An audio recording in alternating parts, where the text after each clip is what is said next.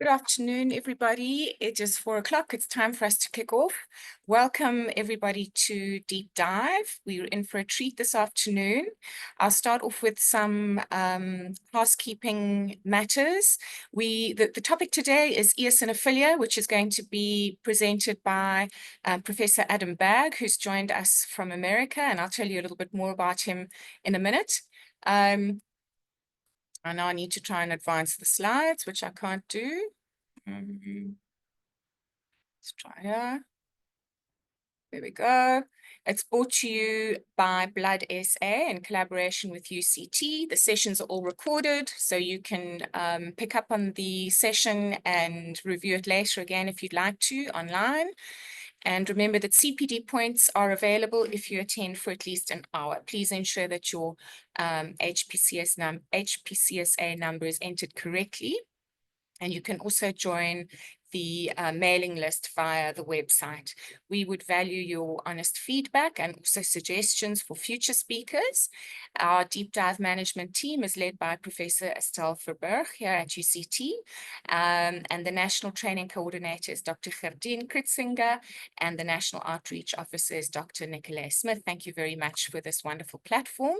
Next week, we've got a great talk to look forward to. It's going to be on MDS-related AML and presented by our colleagues in KZN, Charlene Parasnath and Jasmine Ramia.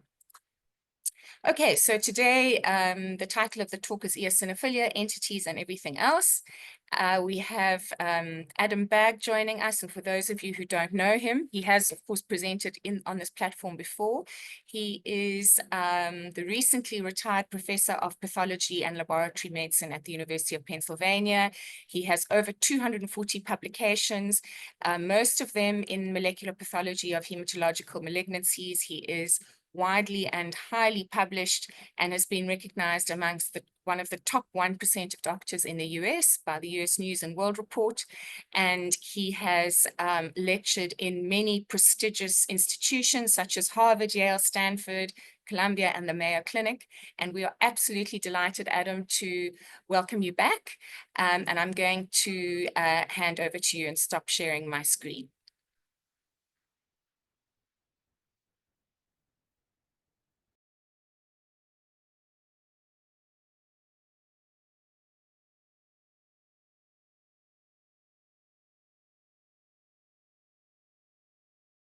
You're muted, Adam.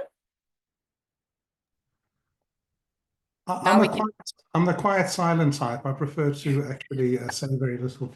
Sorry, I was saying I would far rather be there with you physically rather than doing this virtually. But here we are, and thank you very much for inviting me back to do this. Let me attempt to share my screen. I was saying what a wonderful time I had in Cape Town at this time last year with you and your magnificent department. So let's see. Can you see a totally blank screen? Yes. Okay. I'm trying to get this out of the way. All right, so let's get going. So the topic as advertised is eosinophilia and essentially everything else, fairly comprehensive and wide-ranging topic that I hope to cover in various degrees of detail. So sometimes people consider the eosinophilic disorders as reflecting a spectrum of diseases, those that are secondary or reactive, and that certainly accounts for the bulk of the conditions one is likely to encounter in clinical practice. But there's an ever increasing and increasingly understood group of neoplastic disorders as well.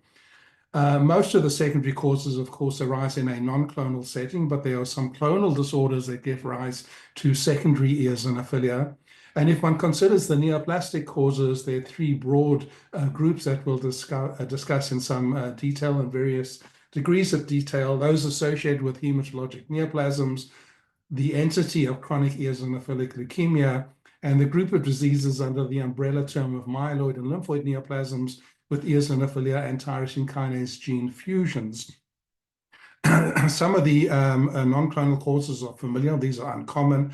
Some remain idiopathic. But I think nowadays Rather than considering these diseases as a spectrum, we're more inclined to put them in these boxes and consider them specific entities. And that's how we're going to pursue them today.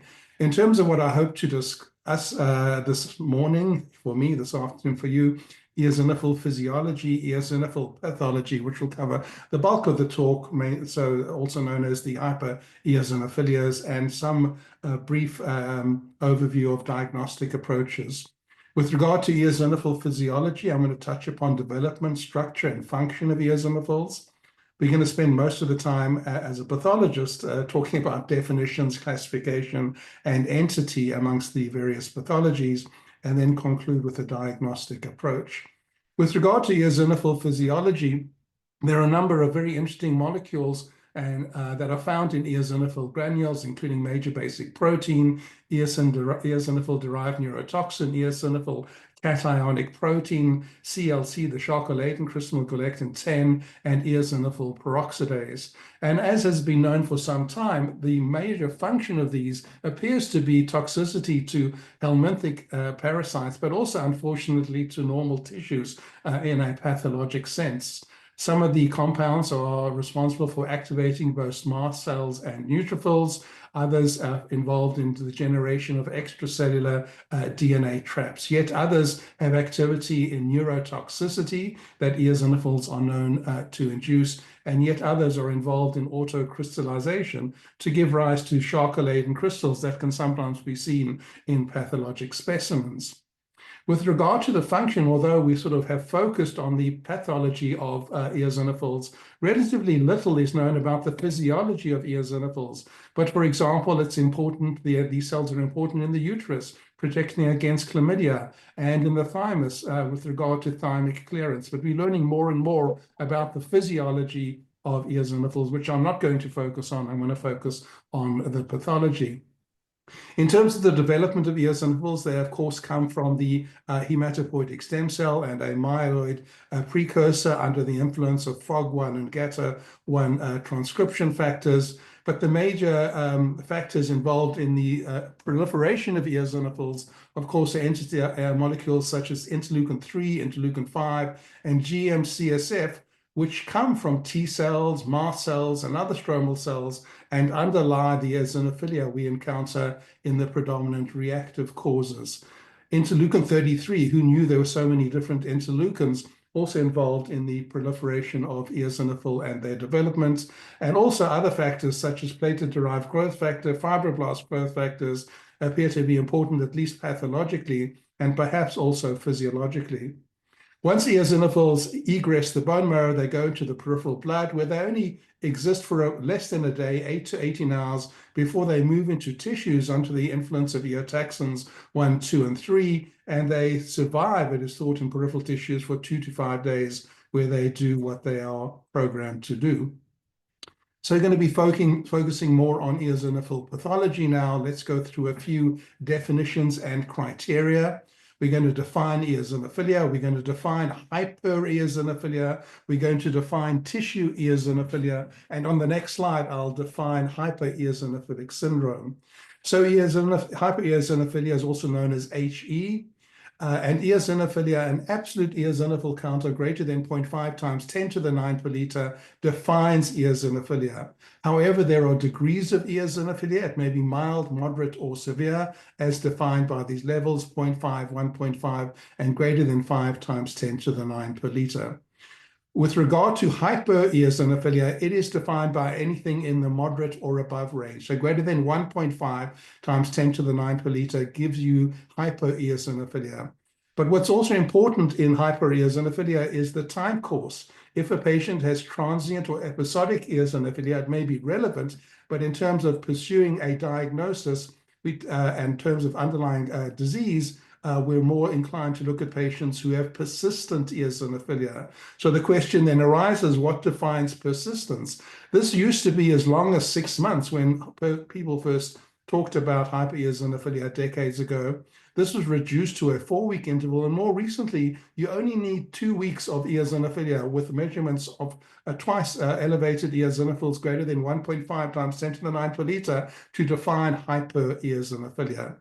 Another point worth noting is that if the white cell count is massively elevated, but the eosinophil percentage is not increased, you may still end up with an absolute eosinophil count.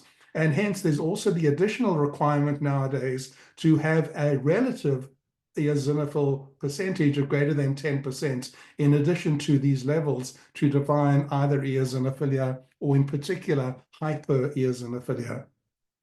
Tissue eosinophilia is easy to diagnose in the bone marrow, greater than 20% eosinophils. They usually only account for up to 2 to 3%. In tissue, it's a little bit more complicated and subjective, whereas it's the pathologist's opinion that the infiltration is extensive compared to normal physiologic range, not really well defined. There are more objective ways of doing this using immunohistochemistry, looking at the proteins that are found in eosinophils.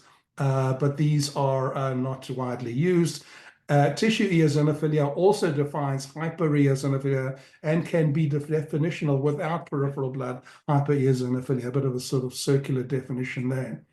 The fourth thing I wanted to define was hypereosinophilic syndrome, also known as HES, in which there are 3 criteria. You need to meet criteria for peripheral blood hypereosinophilia, in other words, greater than 1.5 times 10 to the 9 per liter. But now there needs to be organ damage or dysfunction, which is attributable to the hypereosinophilia, and number of exclusionary factors as the cause of tissue damage. And this tissue damage it really spares no organ, can do so through fibrosis affecting the lung, the heart, gastrointestinal tract, can induce hypercoagulability as a manifestation of the eosinophilia. There are a variety of cutaneous and mucosal manifestations. Neurological manifestations may also occur, and other organs can also be involved. So basically, this can be a multi-system disease and can present to a number of different medical specialties. There is a classification scheme defined by this group, the ICAG-EO. There's hereditary, there's secondary, there's primary, and undetermined significance eosinophilia, abbreviated fairly logically as FA for familial, R for reactive, N for neoplastic, and US for of undetermined significance. With regard to familial hypereosinophilia, this is mostly detected in kids, unsurprisingly, and these are usually associated with syndromes of immunodeficiency and include such things as Omenn syndrome, Wiskott-Aldrich syndrome, Netherton syndrome, and hyper-IgE syndrome. Omenn syndrome, interesting, one of the causes is mutations in the RAG1, RAG2 gene complex, those genes that are involved in VDJ shuffling in lymphoid cells, B cells and T cells, but here having a role in hypereosinophilia. There are other causes of genetic germline mutations causing Omenn syndrome, Wiskott-Aldrich syndrome, Netherton syndrome, and a whole host of unusual mutations that are more likely to present in young people. By far the largest group of eosinophilias encountered in clinical practice, of course, are those that are reactive due to the elaboration of interleukin-3, interleukin-5, and GM-CSF to drive eosinophilipoiesis. And I'm sure you're familiar with the laundry list of categories of diseases that can induce hypereosinophilia in a reactive sense. And I don't intend to go through all of these, but just to list some of the allergic causes of eosinophilia, the dermatologic causes, drugs, including drug reaction with eosinophilia and systemic symptoms, DRESS syndrome, ICIs, immune checkpoint inhibitors, are now a recognized cause of hypereosinophilia.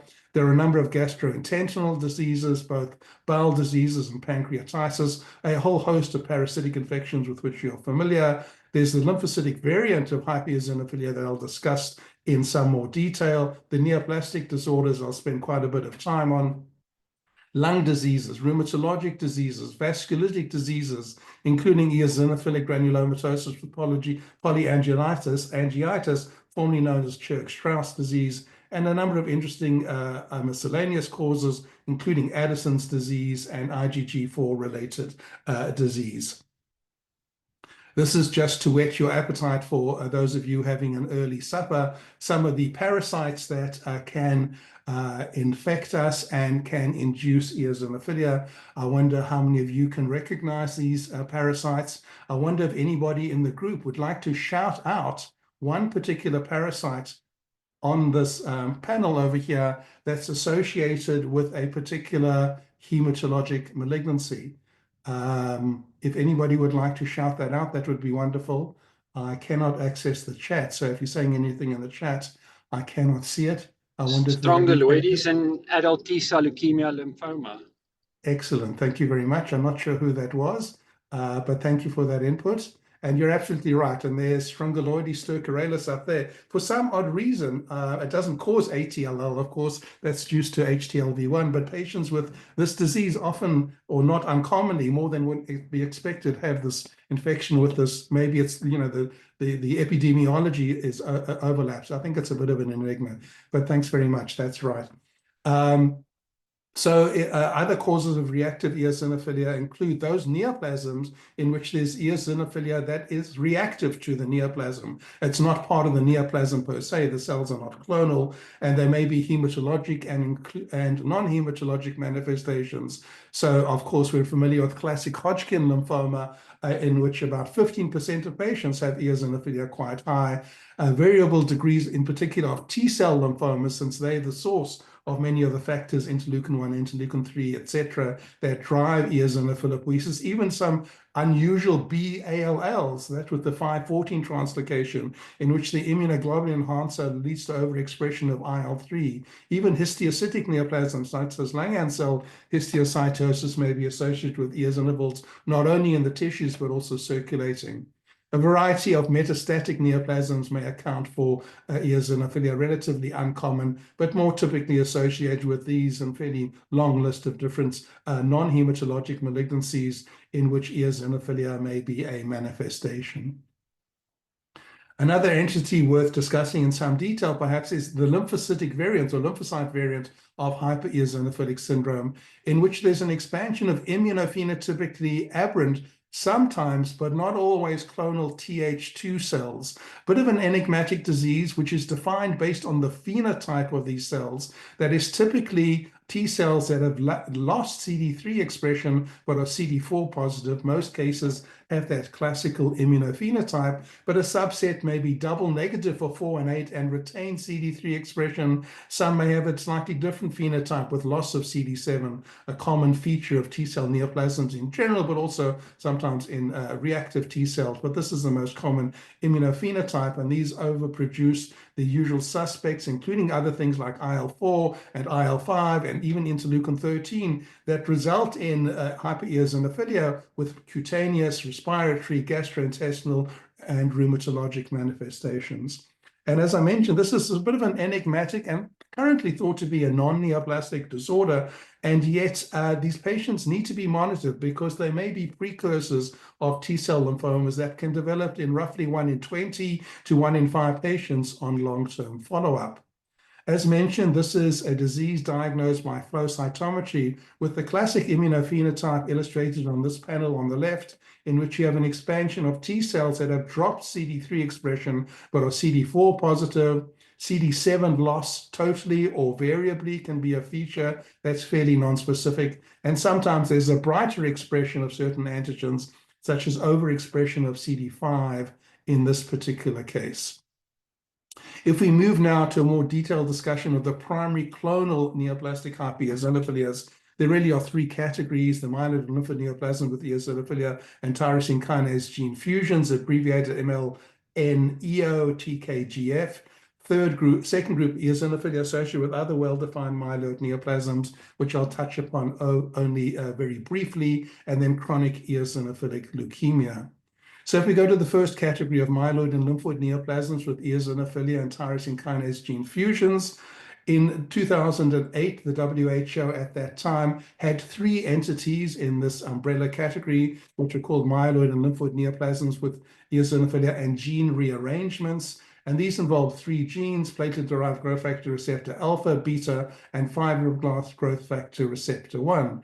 In the next revised incantation of the WHO, these 3 entities or 3 gene dysregulations were retained, but a 4th one was added, a specific translocation between JAK2 and PCM1. In the most recent incantations of this entity by both WHO and ICC a couple of years ago, there's still those original 3. Instead of the JAK2 PCM1, all JAK2 translocations are included, and a specific translocation between ETB6 and ABL1, and now also FLT3 translocations. So over these classification schemes, one has gone from 3 to 4 to 6 groups of diseases, but in fact, as we'll see, there are more than 80 different translocations that can get you into this club of diseases. And so here are the sort of the big 6 of the translocations that are used to define this group of diseases. And I'm also going to list here, for a very good reason, I think, the breakpoints of where these genes are located. I think it's important for us, be it hematopathologists or patient-facing clinical hematologists, to be familiar with the locations of these genes. Since if you encounter a patient with an odd, difficult to define, what seems to be a neoplasm, and you get cytogenetics showing it is clonal, by remembering where these genes are located, you may be clued into the consideration of diagnosing one of these entities. Some of the general features of this group of diseases, they tend to occur in relatively young individuals. They are rare diseases, but important to diagnose for reasons we'll get into. Very impressive, variably impressive male predominance, as we'll see, and very non-specific manifestations associated with eosinophilia, often have hepatosplenomegaly. The full blood count and bone marrow mimics those features of chronic myeloproliferative neoplasms, often have elevated serum B12s, very non-specific in patients with granulocytic leukocytosis, and sometimes elevated serum tryptase, which can be misleading. But in essence, these diseases are characterized by gene fusions that lead to constitutive tyrosine kinase activation.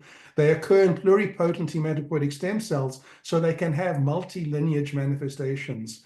And importantly, too, they have frequent but not invariable eosinophilia. I'll come back to this point a few times. You don't need to have eosinophilia to define this disease or group of diseases that has eosinophilia in its name.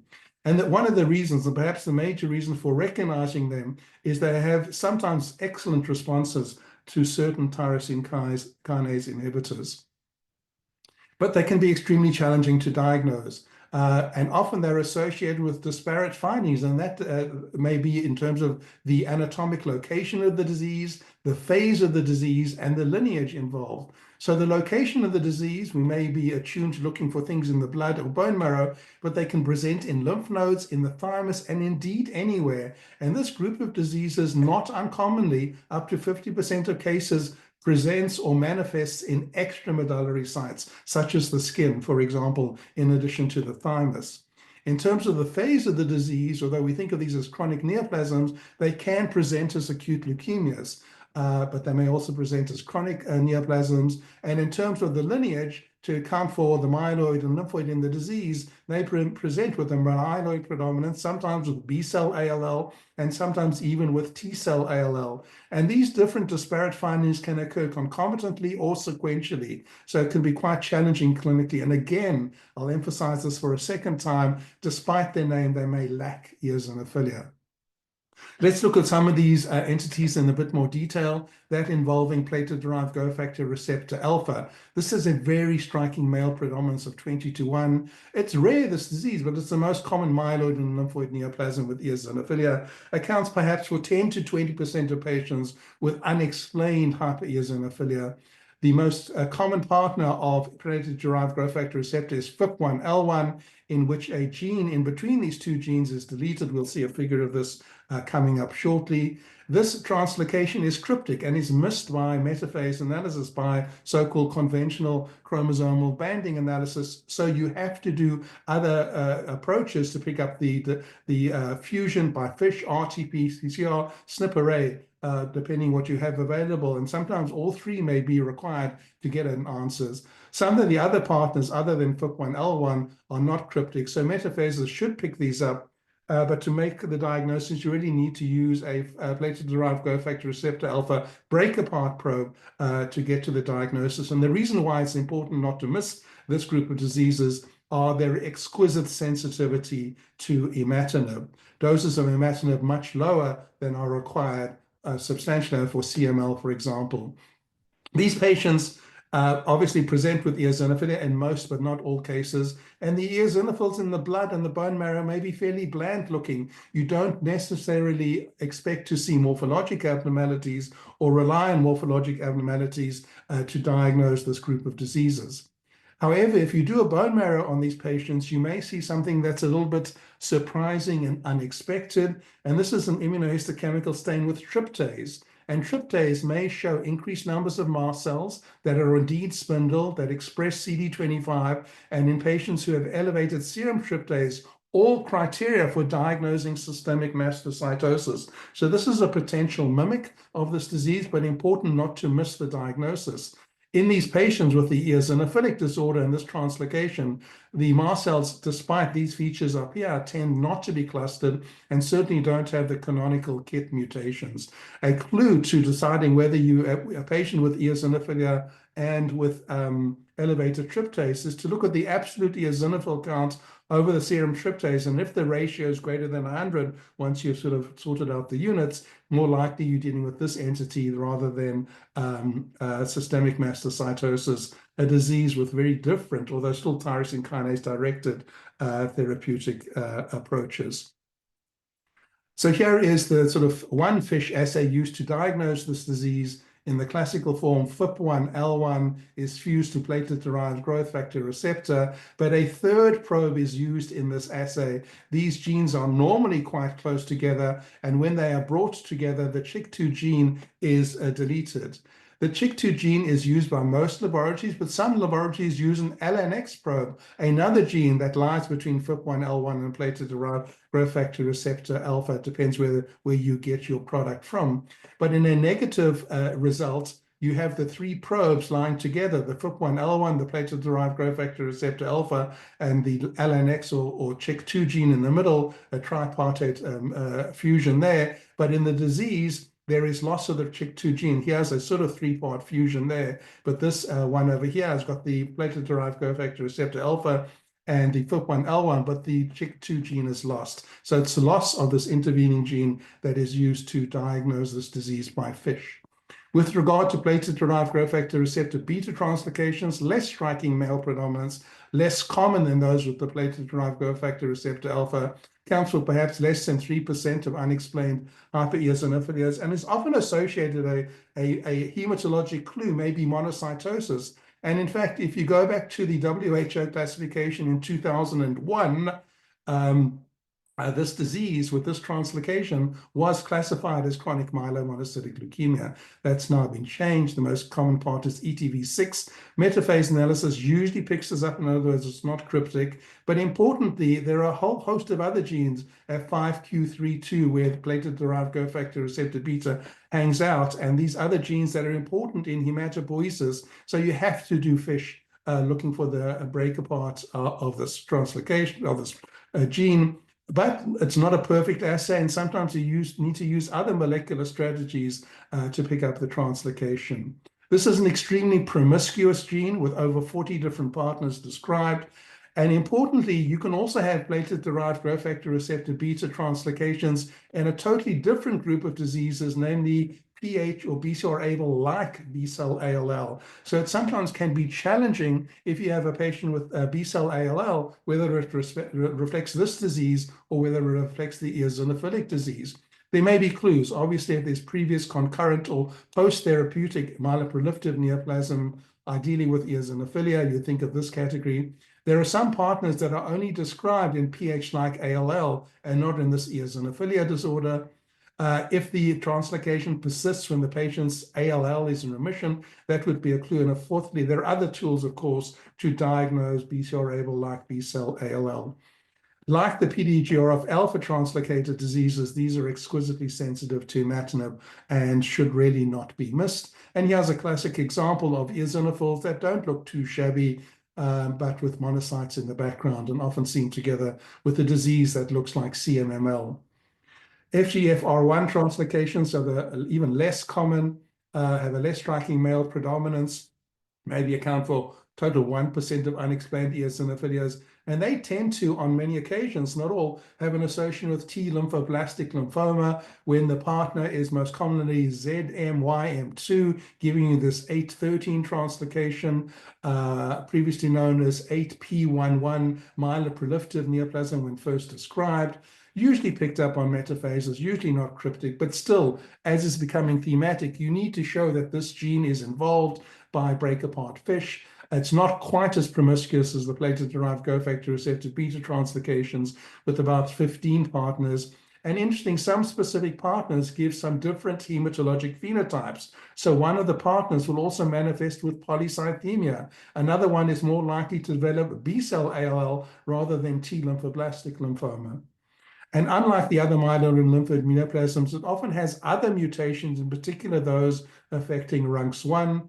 Unlike the first two we discussed, platelet-derived growth factor receptor alpha beta cases, these are insensitive to imatinib, and unlike these, also has a poor prognosis. So other tyrosine kinase inhibitors with variable success have been used, but ultimately stem cell transplantation seems to be the only way to cure this group of diseases. This is a lymph node of a patient with one of these diseases. As I mentioned, these patients sometimes present with lymphadenopathy. This was the case presented by Rocio Orduz, who's a hematopathologist in Colombia. And in this case, this lymph node was full of T cells as detected by CD3. These were T lymphoblasts as evidenced by TDT expression, and there were lots of myeloid cells as well in the background. And just in case you were curious, this is a picture of Rocio Orduz from Colombia, taken maybe 2 decades ago, when I got a little bit bored with hematopathology and decided to emulate Jody Schechter, for those of you who remember who Jody Schechter was. This picture was actually taken at a Society for Hematopathology meeting in Indianapolis. Anyway, JAK2 translocations, there's a quite striking male predominance, roughly 5.5 to 1. The frequency is uncertain, fairly uncommon. Initially, only the PCM1 partner was accepted. Now other partners are included, such as ETV6 and BCR. A classic histologic triad is seen in the bone marrow of these patients with the PCM1 fusion partner in particular. Of course, there's hypercellularity with eosinophilia. That's not specific, but what seems to be quite characteristic are large clusters of pro-normoblasts, and sometimes they can manifest in an extramedullary setting, and often there's quite impressive myelofibrosis. Like the PTGFRB cases, these translocations, JAK2 translocations, can be found in PH like ALL. Unlike the first two, again, they're insensitive to imatinib, so other tyrosine kinase inhibitors have been attempted. And this is an example of a case of a bone marrow in which there's the granulocytic hyperplasia, as seen here, with lots of eosinophils, of course, but also this abundance of immature mononuclear cells, some very blastic looking on the right, that are immature erythroid cells that accompany those patients that have the PCM1 JAK2 translocation. The last two discussed very quickly, the 912 translocation can also, this is the third one that can mimic PH like ALL, but of course you want to see in these patients if there was a previous concomitant or subsequent myeloproliferative neoplasm. These patients present with a CML-like picture. Other partners are not currently included, but that may change in the future. The fusion's often cryptic, so you need FISH or RT-PCR. The FLT3 translocations, numerous partners included, including, again, ETV6 keeps on popping up, and these may present with a myeloid sarcoma or T-cell ALL. And these two groups of diseases also are managed, but with variable success only, with a different array of different tyrosine kinase inhibitors, but nothing really comes close to managing them as successfully as the first two with things like imatinib. So this is a photograph I took from a meeting a number of years ago, September 22. The guy in the bottom right is given the talk. That's Nicholas Cross. That's his name up there. And this really busy slide, but I think very informative slide, shows the sort of 6 nodes of genes that are involved in these eosinophilic disorders and the multitude of partners that can be involved, as exemplified in particular by the PTGRF translocation partners at this stage, 3 years ago almost, in which there were 44 and probably more discovered since then. So when to suspect this group of diseases clinically? I mean, there may be clinical clues, very non-specific clinical clues, not terribly helpful at first pass. Constitutional symptoms may be evident. Splenomegaly or hepatosplenomegaly may be features. Hematologically, eosinophilia, of course, but not always. I wanted to emphasize that point. You don't always need eosinophilia. Often other cytopenias, anemia and thrombocytopenia, hemopathologic manifestations, they sort of look like mixed myeloproliferative myelodysplastic cases. Maybe looks like they want to be CMML or atypical CML, but don't meet criteria entirely. Or as emphasized, they can present with acute leukemias, myeloid or lymphoid. Some of the cases, especially those with platelet-derived growth factor receptor alpha translocations, look and smell like systemic mastocytosis, but aren't. From a clinical laboratory perspective, they can have this elevated tryptase, again mimicking systemic mastocytosis, elevated serum B12, not that specific. And cytogenetics, again, have these unusual translocations. And that's why I emphasized earlier and emphasize again the importance of knowing the breakpoints of the defining genes. So you can consider these diagnoses. And also another feature may be persistence of the eosinophilia once the acute leukemia, be it AML, or a B-cell ALL or T lymphoblastic lymphoma have gone into remission.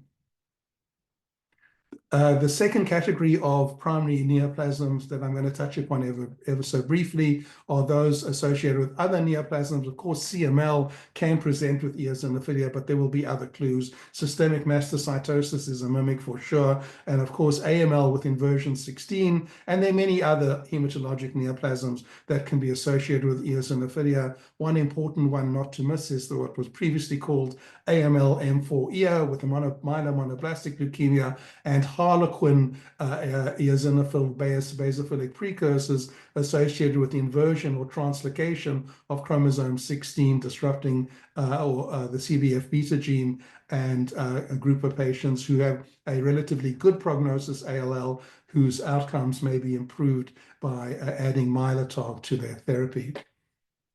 I wonder if you've ever wondered where the name eosin comes from. I was a little bit curious, so I went digging a little bit deeper, and I'm going to share with you what I found. So eosin is an acidic compound which binds to and forms salts with basic or eosinophilic compounds like proteins, and it's used, of course, in hematoxylin and eosin stains. This was invented by a very handsome German chemist, Heinrich Kerrer, with a very impressive moustache, and he named it after the nickname of a childhood friend who he called Eos. So where does Eos come from? It turns out Eos, painted here, is the Greek goddess of the dawn and purportedly had a great sexual appetite. And allegedly Aphrodite is the culprit behind Eos's numerous love affairs, having cursed the goddess with an insatiable lust for mortal men. So now you know, if anyone asks you where the term comes from, you can inform them. And maybe this is the major takeaway from this lecture. What about the third category of eosinophilic neoplasms to discuss in detail? That's chronic eosinophilic leukemia. Here are the criteria. Peripheral blood eosinophilia, as defined before, hypereosinophilia greater than 1.5 times 10 to the 9th and greater than 10% in relative terms. None of the tyrosine kinase gene fusions, less than 20% blasts in the bone marrow and peripheral blood, and no other recurrent genetic abnormalities used to define AML, not meeting criteria for other diseases. The bone marrow is typically hypercellular with dysplastic megakaryocytes. That can be a very useful feature. There may be significant fibrosis. There may be usually eosinophilic infiltrates. You can use increased blasts in the bone marrow or blood as criteria, depending which scheme you're using. And there usually, but not always, is a clonal cytogenetic abnormality or somatic mutation. And ideally, all 6 criteria should be required. But if you cannot find a genetic abnormality, you can use the morphologic features, noting that there is a difference here between ICC and WHO. ICC retains increased blasts as a feature of this disease. WHO eliminated this. Importantly, this is a rare group of diseases, perhaps less than 1 in a million, and accounts for 1% of all eosinophilias in clinical practice. Here's an example of a bone marrow with this disease, hypercellularity, And one feature of the disease, not pathognomonic, but something to look for under histology more so than perhaps on the bone marrow aspirate cytology, are dysplastic and just weird-looking megakaryocytes. Since these are myeloid neoplasms, that can be a feature. Some of the genetic abnormalities, well, firstly, there are no specific or defining chromosomal abnormalities, and indeed there are no specific or defining mutational abnormalities. In fact, about 30% of the normal karyotype only have mutations. So many of them lack mutations. Those that do have mutations have this string of different mutations described. Of course, the first three, you got to be careful. These are frequent chip mutations. So maybe only when present at a sufficiently high VAF might you use them as a criterion, but that's kind of subjective in a way. An interesting specific mutation of STAT5B, involving the 642 location, is also associated with a fairly novel type of high eosinophilia that may have therapeutic relevance. Some JAK2 mutations in exon 30, in other words, not involving exon 14 or 12, like we see in P. vera, JAK1 mutation, STAT5A mutation, and even unusual KIT mutations, not like those seen in systemic mastocytosis, have been described variably in these diseases. Focusing now on idiopathic hypereosinophilic syndrome. Definitionally, persistent eosinophilia, absolute terms, relative terms, for 6 or more months. I don't know, one needs to be absolutely rigid about 6 months, but that was part of the original definition. And importantly, there needs to be organ damage or dysfunction that is directly attributable to the tissue eosinophilic infiltrate, which may be tricky to do. You've got to, of course, exclude the much more common reactive conditions or autoimmune diseases that we touched upon ever so briefly, or other neoplasms, exclude the lymphocyte variants of HES. The bone marrow is going to be usually normal. Unlike chronic eosinophilic leukemia, the bone marrow morphology is likely to be normal in this case, and there are no clonal abnormalities. Genetics should be normal. And the diagnosis of this disease requires all 6 criteria, highlighting the presence of persistent hypereosinophilia and the presence of tissue damage, but unfortunately still nowadays, most of the criteria are exclusionary. Peripheral blood morphology may be different in these two groups of diseases. As I pointed out earlier, in chronic eosinophilic leukemia, a neoplasm, you may see in the peripheral blood some odd-looking cells, but this can be quite subjective, whereas in idiopathic hypereosinophilic syndrome, there are usually not morphologic clues, which actually begs the question, can eosinophil morphology distinguish reactive from neoplastic cells? So a group of so-called self-identified experienced morphologists in the United Kingdom did a study where they listed 10 different criteria, normal eosinophils, but 10 other abnormalities in terms of what the nucleus looked like, or in terms of what was going on in terms of the granularity of the cytoplasm. They looked at these blindly and were asked to say, can you diagnose a neoplastic eosinophil or eosinophilia versus a reactive one? And when confronted with that question, there was 70% sensitivity and only 60% specificity. So the answer is you can't really rely upon eosinophil morphology for helping to diagnose an eosinophilic neoplasm. You can often see degranulation in reactive eosinophils and even sometimes funny-looking nuclei. So be careful with using eosinophil morphology to diagnose a neoplasm, which is something we can do, say, for example, in granulocytic morphology, just granulopoiesis to diagnose MDS, but we cannot use morphology as a criterion for diagnosing a neoplasm in the peripheral blood.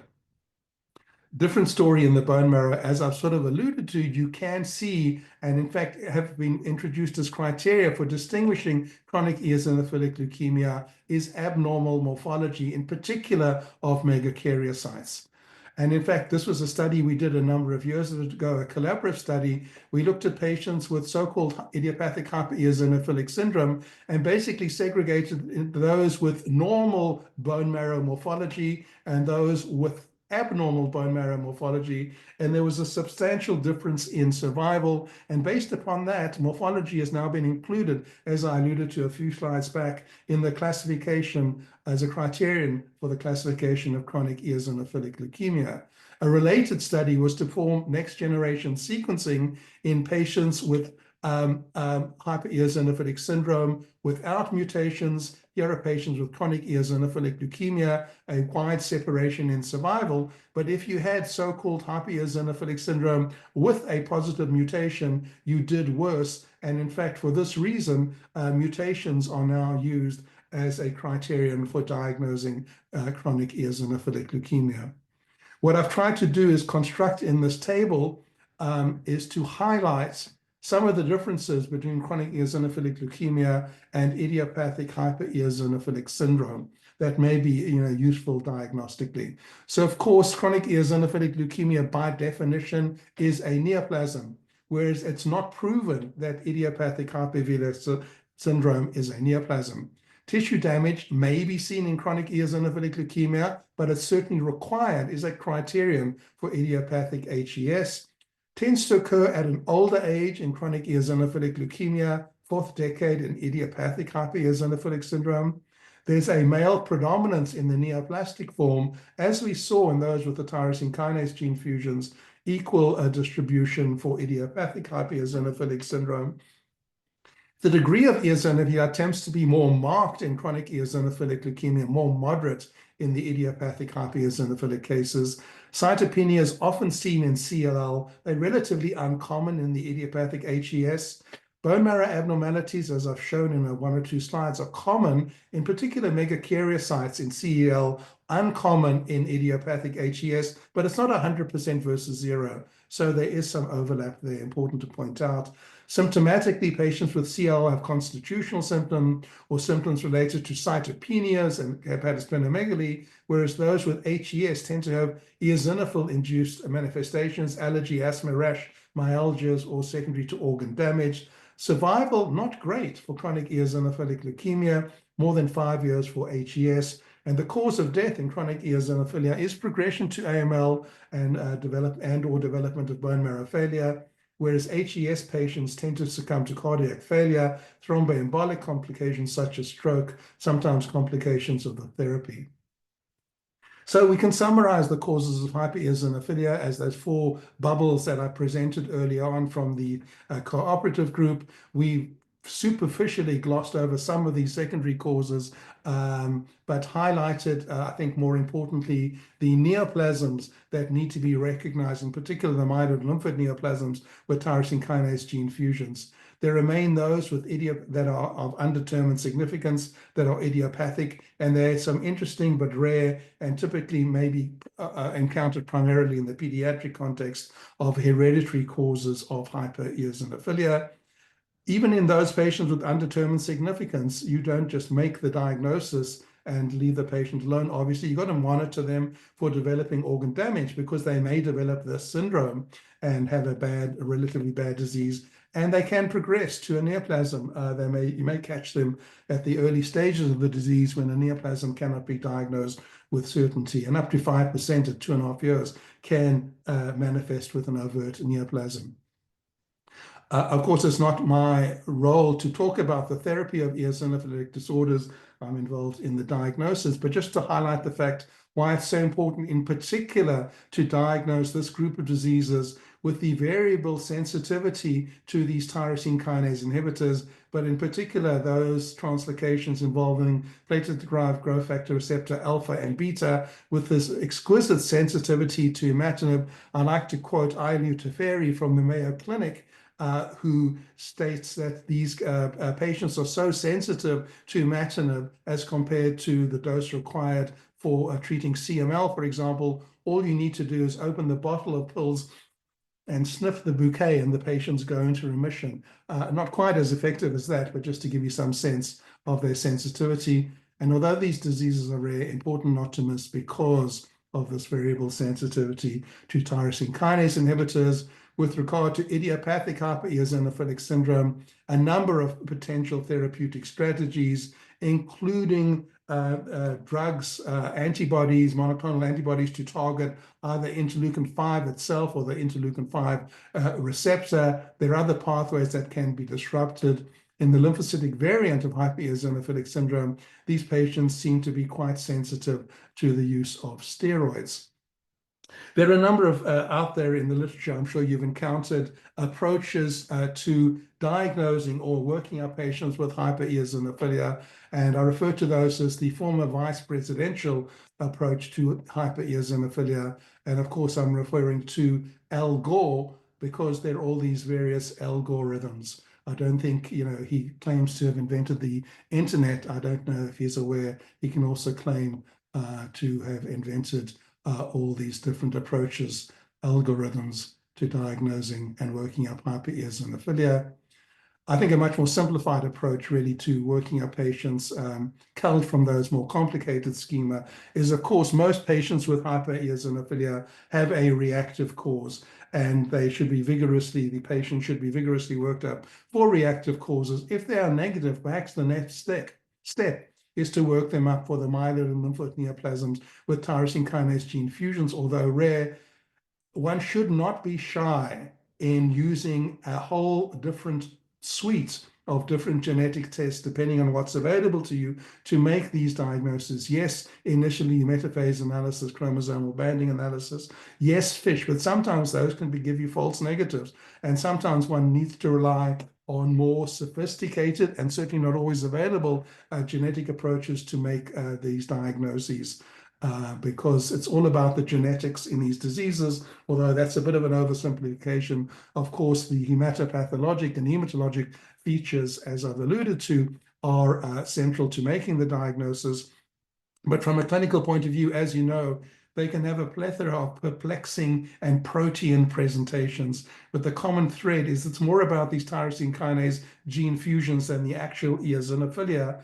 And again, I'll emphasize this, a substantial minority, 30%, don't present with eosinophilia, but for the time being, that the term has been retained to serve as sort of diagnostic checkpoint and make you think of these diseases. But that terminology may be dropped in future classification schemes. If that workup is negative, obviously consider other neoplasm, chronic eosinophilic leukemia, CML, systemic mastocytosis, core binding factor AML. I mean, there should be other features that will make you think of these diseases earlier, sooner rather than later. If those are negative and these are the diseases you've ruled out, only then perhaps consider an idiopathic cause. And if there's tissue damage, consider idiopathic hypereosinophilic syndrome. Of course, at some stage, and I'm not sure where to plug this in, I put this at the beginning, but you can do it whenever you feel it's clinically appropriate, to work up patients by flow cytometry for the lymphocyte variant of hypereosinophilia, of course, in the pediatric context, in particular in kids who have germline immunodeficiency manifestations. You might think of a germline cause of this group of diseases. But as you know, these can be very difficult to diagnose, and diagnosis may require evaluation by a ever-expanding cadre of subspecialty consultants to which these unfortunate patients may present. So in conclusion, I wanted to thank you. I anticipated going a little bit over time, but it looks like I have not done so. But in any case, in appreciation, I'd like to let you know I'll be selling on Etsy these earrings that are designed at a reduced rate. If you provide me with your registration number, I'll be able to secure for you a discounted rate of these eosinophilic earrings. So I thank you very much for your attention, and that concludes my talk. Thank you so much, Adam. This was an absolutely brilliant talk. We have got a number of comments from Jacques Malherbe at the University of the Free State, who was also the bright spark who recognized the relationship with your parasites and the hematological disorder. So over to you, Jacques. I actually suspected it was him, but I don't want to be too presumptive. Just recognizing on his Free State accent.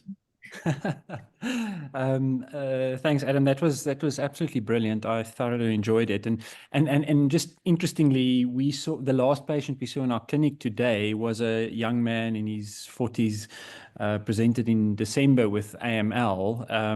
And everything you said happened, sort of the way that you describe in your PDGFR alpha cases happened. Initially, we thought he had mastocytosis, even mast cell leukemia. He had these cells circulating that looked like mast cells. In hindsight, we were wondering, aren't these just very aberrant eosinophils? Because he didn't have a significant eosinophilia. And I think if I remember the flow of events, when the NGS came back, the PDGFR alpha rearrangement was confirmed, and then also confirmed on fish. And we added imatinib to his induction. He got a standard AML induction, and then he was fish negative at the end of induction. He's now just on imatinib and doing relatively well. The second comment I wanted to make was just on lymphoid Hess, and I had the privilege to been referred at least 5 patients with Hess to my care, and I think one of the things that have caught me out was that they can have quite markedly raised IgE levels, which could raise a concern of an allergic sort of an allergic process and put you maybe off the path of making that diagnosis. So I thought that's maybe just something to comment on, that they can have very high IgE levels. I can't remember, my one patient had, and we were going down the route of looking for allergies, and there were some possible allergic agent exposure. So first tried to sort that out, but his eosinophilia persisted, and then ended up getting the lymphoid Hess diagnosis. And he's actually doing very well on pegylated interferon as therapy.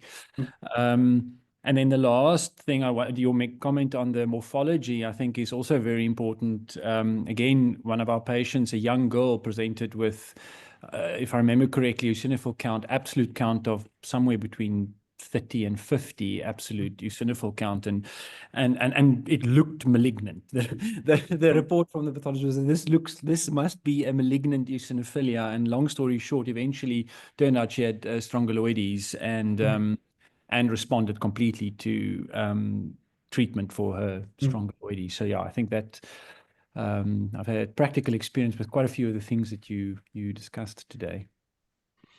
Thanks very much for sharing that, all those encounters.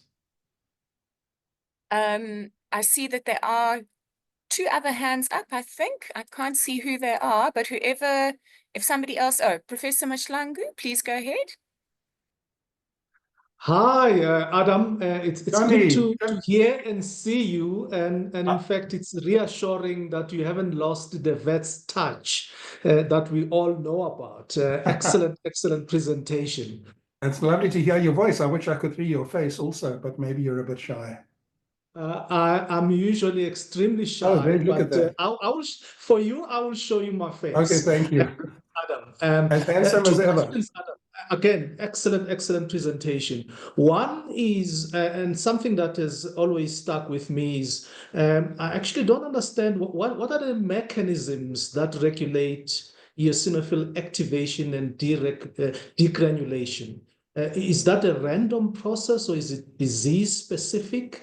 What are your thoughts along those lines? I mean, most cells in the body will have defined mechanisms that will define their lifespan, essentially.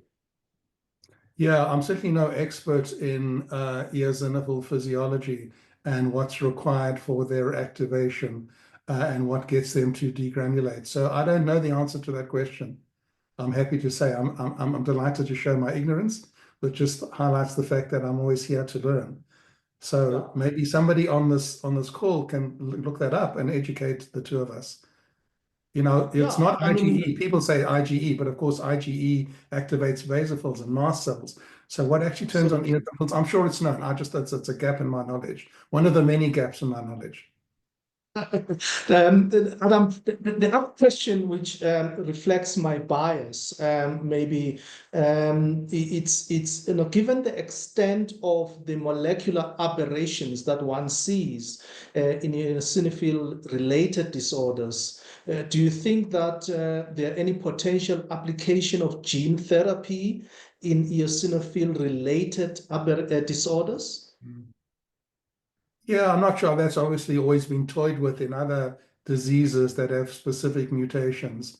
But it seems like I mean, with the I think in this group of disease and CML, just target the protein consequence of the genetic aberration.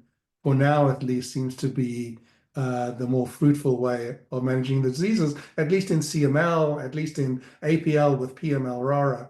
I'm not aware of any sort of thoughts, although theoretically that's always been considered, targeting, things on the genetic side. Absolutely. But good to hear you, and thanks for this very, very informative lecture. Good to see you too. Thank you very much, Johnny. I'm not seeing any further comments except for people thanking and unbelievable presentation, absolutely brilliant. And I must add my, I'll turn my camera on. My thanks, Adam, that really was a tour de force, a huge privilege to hear you speaking again. I think we all learn so much from your talks, and always add in a little bit of general knowledge and interesting things as well. And we hope to see you again soon and learn from you again soon. And all the very best from, well, sweltering hot Cape Town, and all the best to you in America. Thank you so much. Thanks very much. Thanks. Bye-bye. It was a pleasure. Looking forward to Bye. seeing you all again. Bye. Bye-bye.